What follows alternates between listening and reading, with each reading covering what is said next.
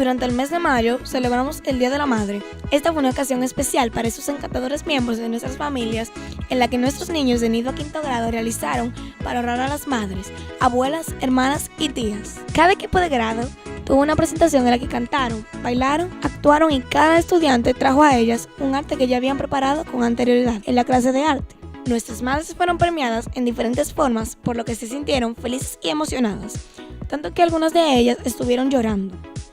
Al final de la actividad, las madres vieron la exhibición de las diferentes artes alrededor de la sala, tomaron fotos con sus hijos e hijas y degustaron un brindis. En adición, estamos orgullosos de que las madres de nuestros estudiantes hayan venido a pasar tiempo de calidad con su pequeño y recordar que ser una mamá es un plus. Yo soy Serani Cava reportando para Blasting News. Hasta la próxima.